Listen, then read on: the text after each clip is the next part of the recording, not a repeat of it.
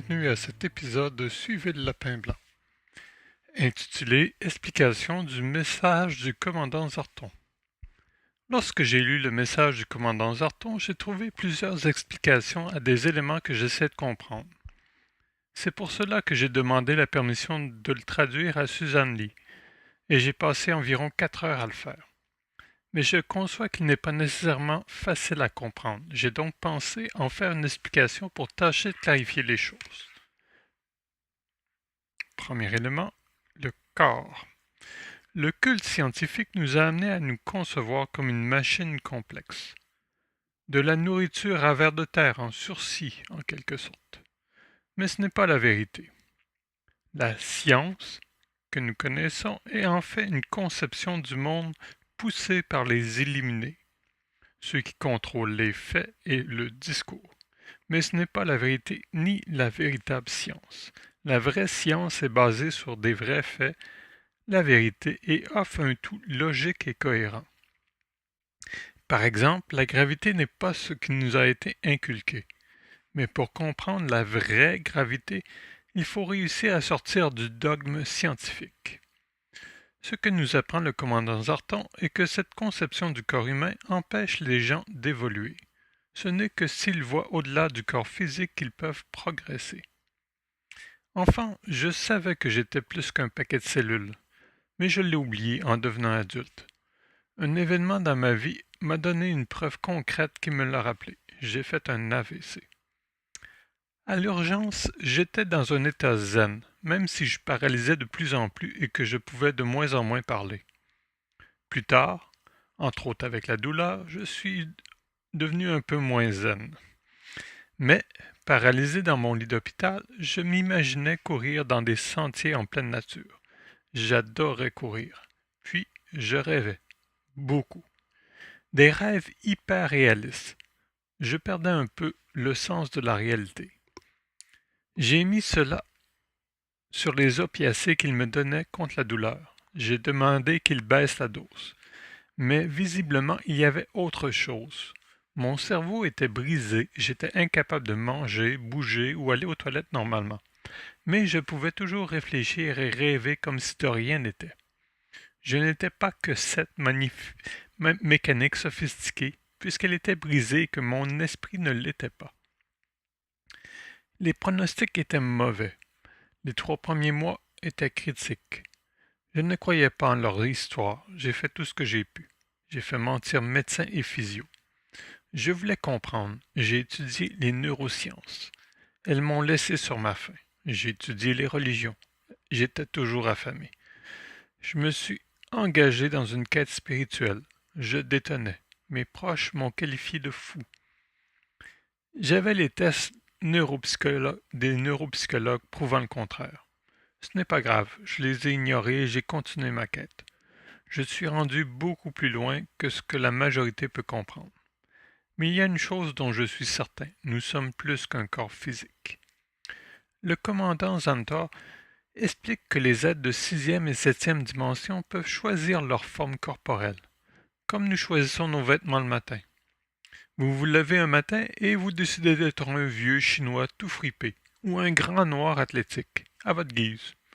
Votre âme reste la même. Le véhicule que vous utilisez pour explorer le monde peut changer selon vos besoins, à même une incarnation. Chez les Amérindiens, nous retrouvons des personnages comme le dieu Corbeau. Et si un être de 6e ou 7e dimension s'était matérialisé en corbeau pour pouvoir offrir des enseignements spirituels aux Amérindiens? Cela ne veut pas dire que tous les corbeaux sont considérés comme des dieux. En même temps, comment parvenez-vous à distinguer un corbeau normal d'un corbeau qui vous dévoile une grande sagesse?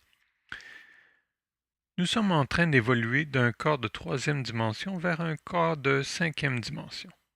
Pour y parvenir, il faut que l'esprit soit prêt. Nous devons donc faire des travaux spirituels afin d'accomplir cette transition. Point suivant, transition. J'ai déjà dit que la Terre était notre terrain de jeu. La Terre est en fait un être conscient. Gaïa. Tout comme nous, elle a un corps, la planète Terre, et un esprit, une conscience. Elle effectue les travaux spirituels nécessaires pour évoluer vers la cinquième dimension. C'est en partie pour cela que nous voyons tous les changements sur Terre, ce que les Illuminés nous ont amenés à croire comme étant les changements climatiques. À la fin du processus, le monde de troisième dimension cessera d'exister.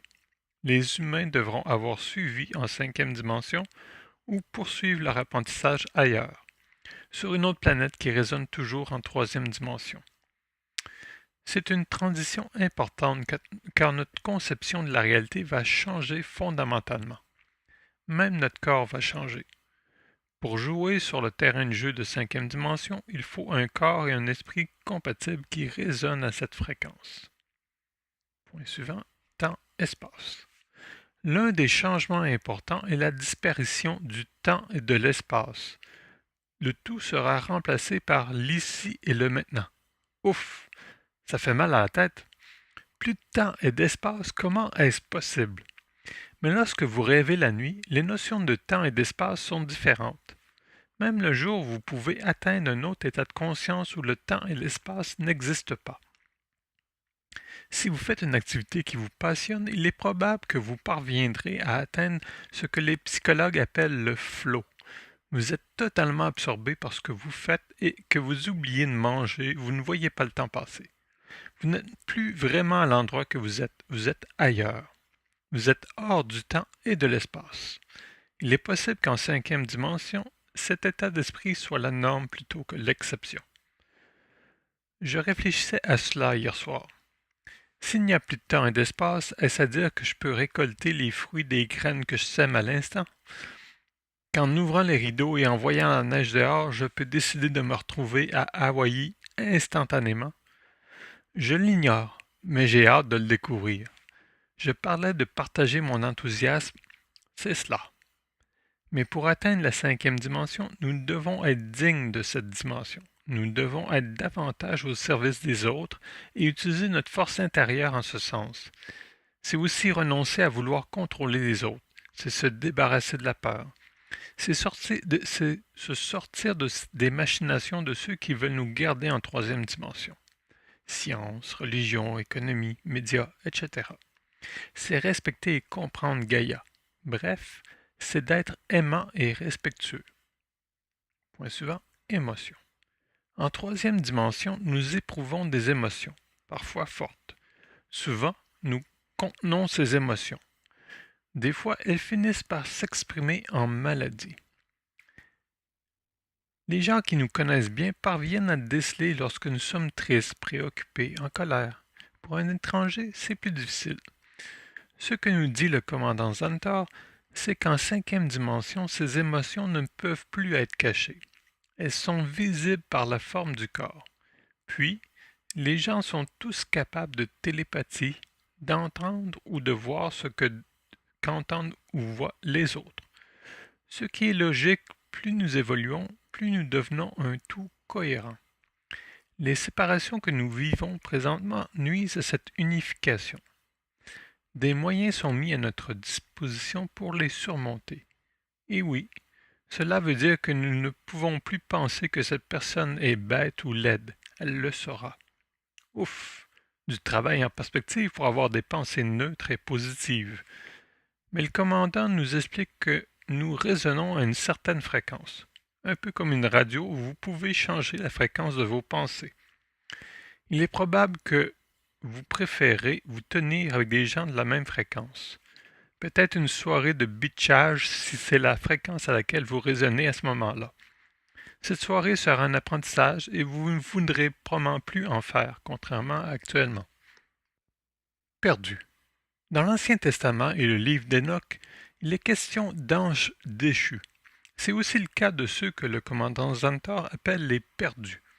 Des personnes qui ne peuvent décrocher d'une façon d'être, contrôler, dominer, satisfaire leurs moindres caprices. De l'extérieur, ils peuvent sembler mener la grande vie. Manoir, voiture de sport, restaurant chic, vie de jet-set, etc. Mais ces gens ne pourront percevoir le monde qui s'en vient. Autrement dit, ils vont manquer le bateau. Puis, lorsqu'ils meurent, ils ne peuvent atteindre que des endroits qui vibrent à leur fréquence. Si vous êtes un égoïste dominateur, vous ne pouvez vous envoler très haut. Enfin, ces gens finissent généralement seuls et misérables. C'est le Rosebud de Citizen Kane. Vous avez beau avoir tout l'or du monde, il ne remplace pas l'amour et le réconfort de vos semblables. Système d'exploitation. Comme votre corps fonctionne d'une certaine manière, la Terre a aussi ce qu'appelle le commandant Zantar un système d'exploitation. Par exemple, il explique qu'une des règles est que l'énergie que vous donnez vous est remise un jour ou l'autre. Autrement dit, si vous êtes aimant et généreux, vous pouvez vous attendre que la vie soit généreuse et bonne pour vous. L'envers est aussi vrai. Si vous donnez de la boîte à tout le monde, vous finirez dans un gros tas de boîtes. Des gens ont tâché de trouver les lois de l'univers, des trucs comme la loi de l'attraction.